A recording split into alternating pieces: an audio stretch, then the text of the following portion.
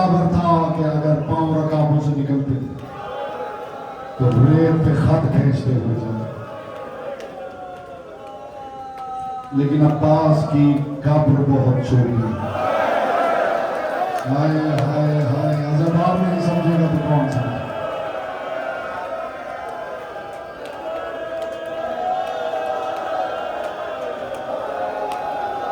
کسی مومن نے خواب میں امام سے سوال کیا تھا، فرزند رسول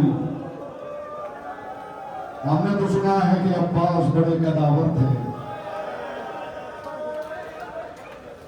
مولا قبر اتنی چھوٹی کیوں؟ غریب کربلا رونے لگے اور رو کے کہا جتنا عباس مجھے مل سکا۔ یہ جملہ اس لائق ہے کہ بندہ اسی پہ ماتم کرتے کرتے مر جائے، جتنا عباس مجھے مل سکا۔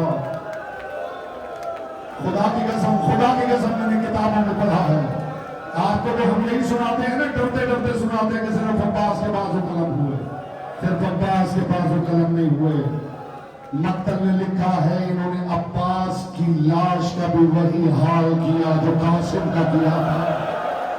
یاد اللہ، آج ہی کی رات کا تو مہمان ہے نا، کل کا ایک دن ہے پیچھے، اس کے بعد جو جیے گا وہ رہے گا۔ آخر عباس کو انہوں نے اتنا کیوں مارا؟ سب سے زیادہ انہیں غصہ عباس پہ تھا۔ ہر شہید کا سار آیا ہے، عباس کے ساتھ انہوں نے کیا کیا؟ ہر شہید کا سر، جب یزید سے سر واپس مانگے گئے، ہر شہید کا سر آیا۔ سید الساجدین کے ساتھ شام کی مسافرہ بیٹھی تھی، سر آتا تھا، سید الساجدین آگے بڑھاتے تھے، علی کی بیٹی ہاتھوں پہ رکھ کے کہتے تھی ہاں یہ میرے اکبر کا سر ہے۔ جو اب تک رو نہیں سکا اسے دعوت فکر دے رہا ہوں اور دعا کرتا ہوں محمد کی بیٹی اس کی آنکھ کے کشپے ہوئے یہاں سے خالی نہ بھیجے، میں یہی کر سکتا ہوں، ہاں یہ میرے اکبر کا سر ہے، ہاں یہ میرے قاسم کا سر ہے۔ پھر دو سال آئے اور سجاد نے دیے اور علی کی بیٹی نے دیکھے اور چپ کر کے رکھ دی۔ اگلا جملہ برداشت کر لیں گے زبان، کوئی سینہ پیارا نہیں کرے گا، کوئی رخسار پیارے نہیں کرے گا۔ آگے ایک سار آیا، سید الساجدین نے سر ہاتھوں پہ لیا، چہرہ دوسری طرف کر کے دوسری کی طرف بڑھایا، علی کی بیٹی نے سر ہاتھوں پہ لیا، لیکن حیرت سے دیکھنے لگی، سجاد یہ کس کا سر ہے؟ سجاد کی آنکھوں سے سرخ آنسو گرے، پھپھی عباس کا، روک کا سجاد میرا عباس ایسا تو نہیں تھا۔ پھپھی ظالموں نے صرف مارا نہیں، سر کے اوپر گرز مارتے رہے، عباس کا چہرہ پہچانا نہیں گیا۔ کر لو جی، بھاگ ماتم کر لو جی، بھاگ ماتم کر لو۔ عباس کا چہرہ پہچانا نہیں گیا۔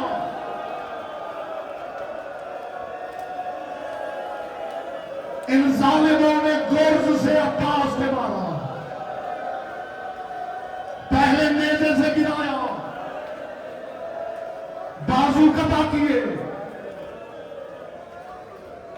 پھر عباس کے سر کے ارد گرد بڑے وزنی گرز لے کے کھڑے ہو گئے، چاروں طرف سے عباس کے چہرے پر گرز برسنے لگے۔ ایک برقع پوش بی بی تھی جو چاروں طرف چکر لگاتی تھی، اس کی تو میں دعائیں مانگتی رہی، یہ میری زینب کی رضا ہے، یہ میرے حسین کی زندگی۔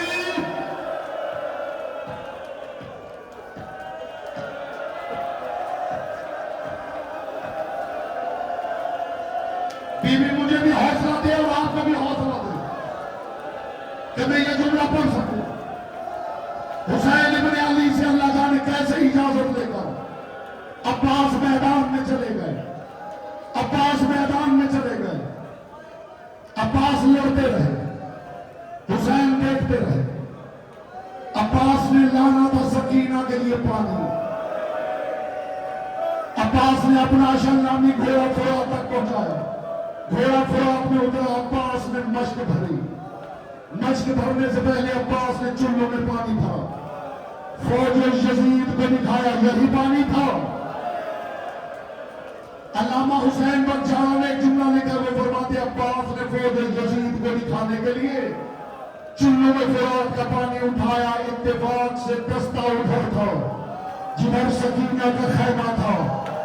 عباس کی نگاہ سردار کی بیٹی کے خیمے میں پڑی، باوفا ماں کے باوفا بیٹے نے پانی زمین پہ گرا دیا، اپنی آواز سے دونوں ہاتھ خشک کیے اور دونوں ہاتھ اٹھا کے کہا پروردگار میرے سردار کی بیٹی پیاسی ہے، غلام کے ہاتھ بھیگ گئے ہیں، اب حق کے وفا ماتم کر کے جملہ سننا، اب حق کے وفا تب ادا ہے میرا لاشا جائے میرے ہاتھ نہ جائے۔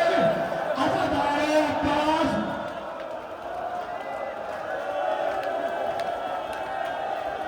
کر لو تسلی سے ماتم کر لو،